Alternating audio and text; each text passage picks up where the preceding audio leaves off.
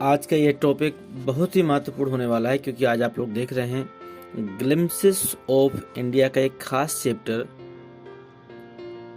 जो कि अपने खूबसूरती के लिए पूरे विश्व में प्रसिद्ध है। ये चैप्टर का तीसरा पार्ट है और चैप्टर का नाम है आपका टी फ्रॉम आसाम, मतलब ग्लिम्पसेस ऑफ इंडिया। अच्छा 10वीं का ये जो अध्याय है इसमें जो तीसरा पार्ट है टी फ्रॉम आसाम, मुझे लगता है कि सारी दुनिया की खूबसूरती यह असम एरिया आपका समेटे हुए। हालांकि कुर्ग भी अपनी जगह पे एक बहुत ही खास पार्ट था, लेकिन टी फ्रॉम आसाम की मैं बात इसलिए कर रहा हूँ कि असम की, कि चूँकि ये जो यहाँ की जो पैदावार है, यहाँ की जो चाय के बागान है, इसकी चर्चा पूरे विश्व में होती है और यहाँ की जो चाय है शायद पूरे दुनिया के कोने कोने में पी जाती है। और इसमें बहुत सी खूबसूरती हैं जिनकी बारे में हम चर्चा करेंगे, क्योंकि सारी चीज़ें यदि हम आपको आगे बता देंगे तो वो इंटरेस्ट नहीं रह जाएगा जो होना चाहिए। चलिए मैं बात करता हूँ। यहाँ पर बात हो रही है दो मित्रों की, जिसमें से एक का नाम प्रांजल था और दूसरे का नाम था राजवीर। ये जो दो मित्र थे, ये दोनों मित्र ही इस कहानी के सूत्रधार हैं जो इस पूरी कहानी को एक दूसरे से चर्चा करते हुए आगे बढ़ाएंगे। तो ये दोनों मित्र कहाँ थे? ये दोनों मित्र पढ़ते थे आपके दिल्ली के किसी स्कूल में। दिल्ली के स्कूल में ये लोग साथ साथ पढ़ते थे और साथ साथ जब ये पढ़ते थे उसी दौरान पे इनके जो पिता थे, मतलब प्रांजल के जो पिता थे, वो आसाम में एक चाय बागान में मैनेजर थे। तो प्रांजल इनविटेशन देता है किसको? प्रांजल, ये जो लड़का था प्रांजल, देख सकते हैं एक लड़के ने दूसरे को इनविटेशन दिया कि समर वेकेशन में, मतलब गर्मियों की छुट्टी के दौरान पे आप असम घूमने चलो। मतलब राजवीर को इनविटेशन दिया जाता है, प्रांजल की तरफ से राजवीर को इनविटेशन दिया गया कि आप हमारे घर चलो और मैं आपको असम की खूबसूरती के बारे में दिखाता हूँ। मतलब एक प्रकार से पत्र दिया या फिर कहा, ये सारी चीजें आप समझ सकते हैं। इसके बाद में वो लोग बाई ट्रेन, मतलब ट्रेन के द्वारा असम के लिए निकल पड़ते हैं। ये ट्रेन है, ये ट्रेन जाते जाते जैसे एक प्लेटफॉर्म पर पहुंचती है, जैसे ही ट्रेन आपकी एक प्लेटफॉर्म पर पहुंचती है, तुरंत वो, मतलब इसके स्टॉपेज उस प्लेटफॉर्म पर था, तभी तुरंत वहां पर देखते हैं तो एक चाय वाला तुरंत आ जाता है, चाय वाला। अब आपने देखा ही होगा कि जब भी आप लोग सफ़र करते हैं तो जैसे स्टेशन में ट्रेन रुकी और नहीं भी रुकती है तो चाय वाले इतने खतरनाक तरीके से पेश आते हैं कि वो दौड़ कर चढ़ जाते हैं ऊपर। तो जैसे ही ट्रेन आपकी स्टेशन में रुकती है तो तुरंत ये चाय वाले अपनी चाय लेकर आ जाते हैं। चाय वाला इस तरह, मतलब आपने चैप्टर में देखा होगा, चाय गरम गरम चाय, इस तरह चैप्टर में भी है और इसी तरह आप स्टेशन में भी सुनते हैं। तो जब इस तरह की बातें ये लोग सुनते हैं तो इनको बड़ा सा अजीब सा लगता है और ये लोगों का जो ध्यान है उस चाय की ओर आकर्षित हो जाता है। अब क्या क्या चर्चाएं होती हैं मैं आपको बताता हूँ।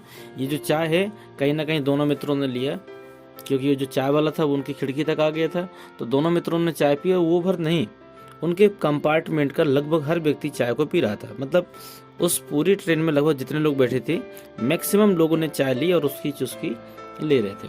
तब चर्चा होती है, कहते हैं डू यू नो, कि आप जानते हो over 80 crore cup of T, लगभग 80 करोड़ जो कप है वो drunk everyday through out the world.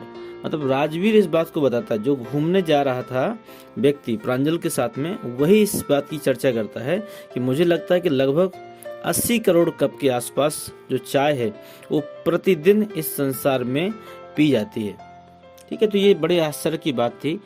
तो प्रांजल को भी आश्चर्य हुआ कि क्या वास्तव में इतनी प्रसिद्ध चीज है ये।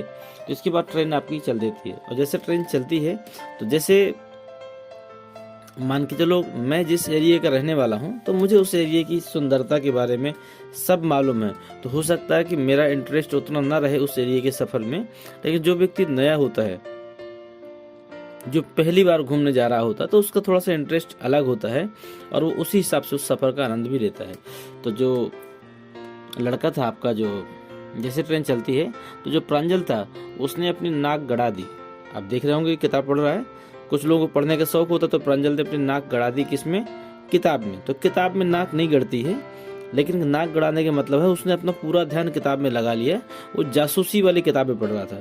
तो देखो, जासूसी वाली किताबें तो राजवीर को भी पढ़ना पसंद था, लेकिन राजवीर जो था वो पूरा सफर का आनंद लेते हुए सफर को पूरा करना चाहता था।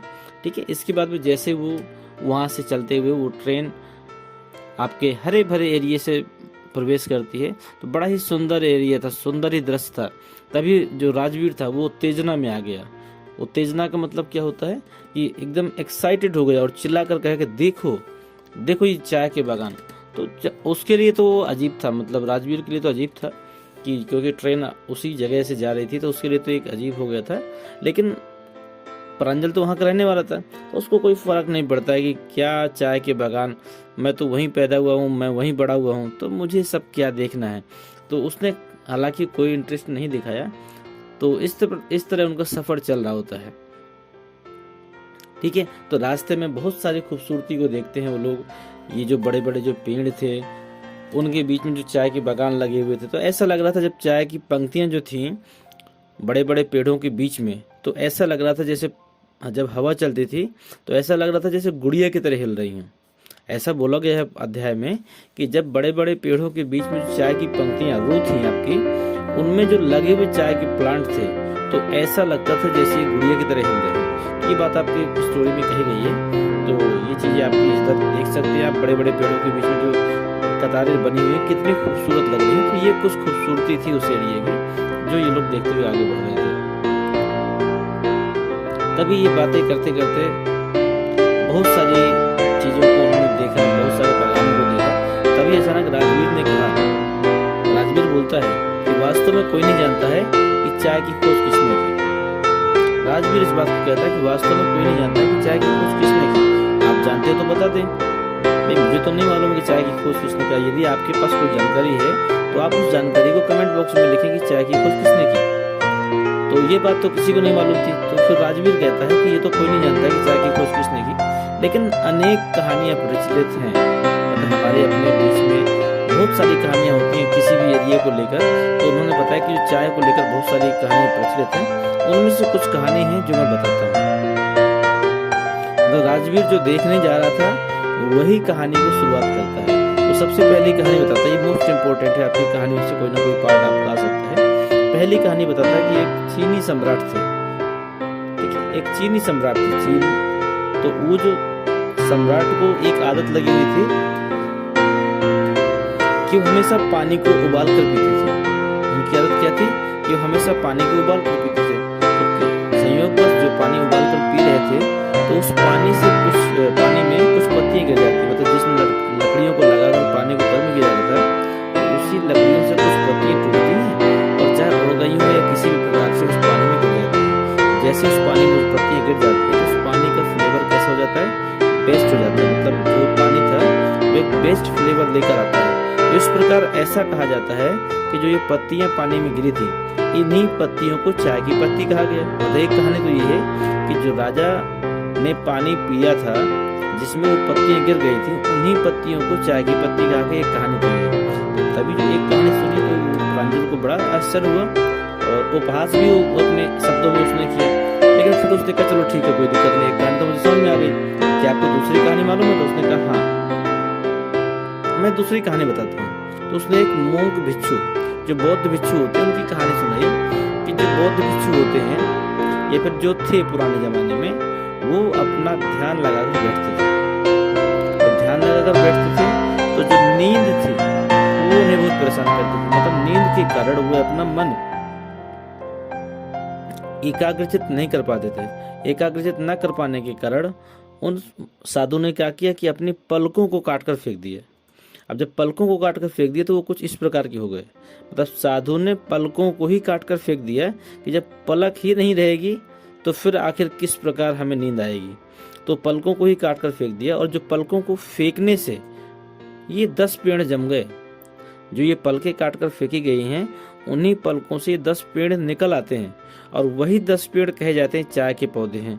क्योंकि वो जो पत्तियां थीं, जो ये पलकों के काटकर फेंकने से जो पत्तियां निकली, जो पेड़ निकले, उन्हीं पेड़ों की पत्तियों को यदि आप बॉयल कर पीते हैं तो वहां से आपकी नींद चली जाती है। तो इसका मतलब ये कहा जाता है कि इन चाय के पौधों की उत्पत्ति पलकों से हुई है। ठीक है, तो ये 2 कहानियां हैं जो उन्होंने कही।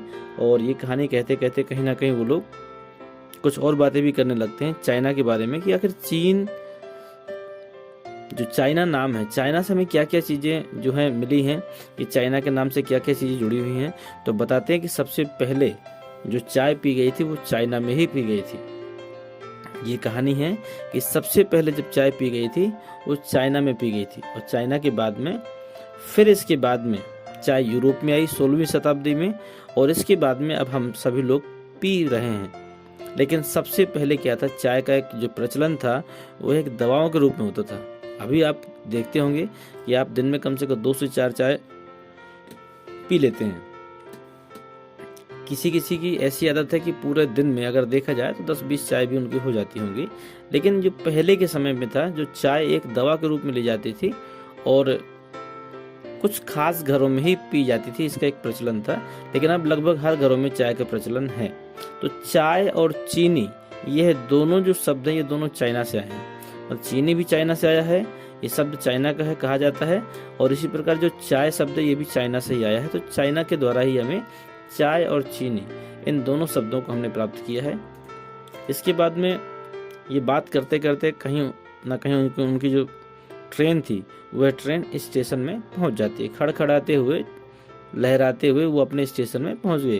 तो स्टेशन में ये दोनों लोग उतर आते हैं अपने लगेज के साथ में, अपना बैग वगैरह लेकर ये दोनों बच्चे उतर आते हैं। और उतरने के बाद में ये अपने कार पकड़ते हैं और वो कार से चल देते हैं अपना डेस्टिनेशन की तरफ, जहाँ पर उनको जाना था। मतलब जो उनके प्रांजल के पिताजी थे उनके पास उन्हें जाना था, तो उन कार के द्वारा वहाँ पर निकल जाते हैं। जैसे ही वो अपना ड्राइविंग करके, ढेकियाबाड़ी नामक एक एरिया है, इसका अगर फुल आपको एक्सप्लेनेशन देखना है एक एक लाइन का, तो इसकी एक दूसरी वीडियो पड़ी हुई है, उसको आप प्लेलिस्ट में भी देख सकते हैं, तो उसको जरूर देखिएगा, तो आपको अध्याय की सारी चीज़ें क्लियर हो जाएंगी। यहाँ तो सिर्फ एक एनिमेटेड वीडियो है और कम समय में आपको समझा सकूं इसके लिए इसको बनाया गया है।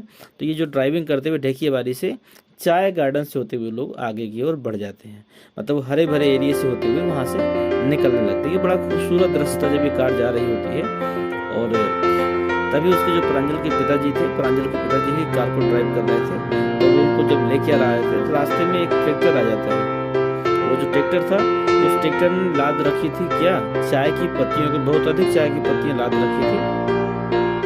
हालांकि इसमें चाय की पत्तियां नहीं दिखाई गई हैं आपको, क्योंकि ट्रैक्टर ऐसी दिशा में खड़ा है कि चाय की पत्तियां आपको दिखने तो पीछे हैं। तो चाय की पत्तियों को अपने ट्रॉली में लादे हुए थे। अब ट्रॉली आप जानते होंगे किसे कहते हैं, पीछे ट्रैक्टर के पीछे जो जुड़ा हुआ हिस्सा होता है जहाँ पर सामानों को रखते हैं, वो ट्रॉली होती है। तो उसी में चाय की पत्तियां लदी हुई थी।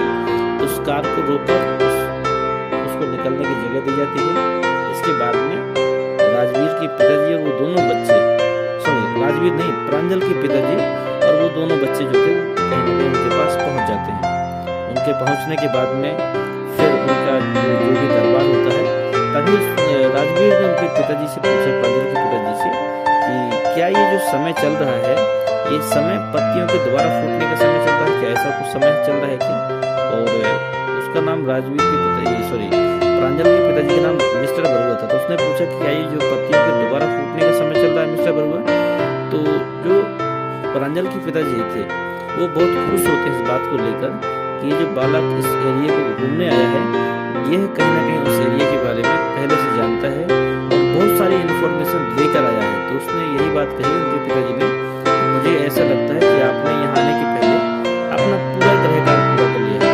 तो राजवीर कहता है, यस, मैंने लगभग बहुत सारी इन्फॉर्मेशन मैंने निकाल ली है यहाँ आने के पहले, लेकिन फिर भी मैं चाहता हूँ कि मैं जब तक यहाँ पर हूँ मैं और भी अधिक सीखूँ। तो ये थी इसकी कहानी और बड़ा ही रोचक अध्याय था। ये तो एक शॉर्ट समरी थी जिसको आपने कम से कम शब्दों में समझा, और इससे जो भी प्रश्न बन सकते हैं उसका एक अलग वीडियो आपको मिलेगा, तो ये आपने समझा। और इसी के साथ ये अध्याय समाप्त होता है। पूरा चैप्टर या पूरी समरी देखने के लिए बहुत बहुत आपका धन्यवाद। आपने अगर पूरा देखा हो और आपको मजा आया हो और वास्तव में अच्छा लगा हो तो आप सब्सक्राइब करें और बेल आइकन भी दबाएं। इसके अलावा जो 2 चैनल की लिंक आपको नीचे दिख रही है, हालांकि आप इसको क्लिक नहीं कर पाएंगे, लेकिन फिर भी इसे बताने के उद्देश्य है, यदि आप गूगल में जाकर @साइंसवाला 2023 इतना डालते हैं तो यहाँ से कहीं ना कहीं आपको साइंस से जुड़ी हुई सारी वीडियोज मिल जाती हैं, चाहे कक्षा 9 हो, 10 हो, 11 हो, 12 हो, या फिर आप कॉम्पिटिटिव एग्जाम में भी होंगे तो भी उससे भी जुड़ी हुई बहुत सारी चीज़ें मिल जाएंगी। और अगर आप डालते हैं @इंग्लिश वाला इसके बाद में 821, तो यहाँ से आपको इंग्लिश से जुड़ी हुई वीडियो मिल जाएंगी। वह वीडियो आपकी चाहे बेसिक हो या एडवांस हो, कक्षा 9 की हो या कक्षा 12 की हो या कक्षा 10 की हो, कक्षा 11 की हो, ये सभी कक्षाओं की जो आपकी वीडियोज मिल जाएंगी, जो चैप्टर बाय चैप्टर और ग्रामर पोर्शन भी आपको यहाँ से मिलेगा। इसके अलावा अगर आप कोई ऑफिशियल सपोर्ट चाहते हैं तो आप इस ईमेल आईडी पे संपर्क कर सकते हैं और इसमें आपकी जो भी समस्या होंगी उसका समाधान मिलेगा। या फिर आप कांटेक्ट करना चाहते हैं तो आप इसी ईमेल आईडी के माध्यम से मुझे कांटेक्ट भी कर सकते हैं। तो इसी के साथ हम इस वीडियो को समाप्त करते हैं। मिलते हैं आपसे अगले वीडियो में एक नए टॉपिक के साथ।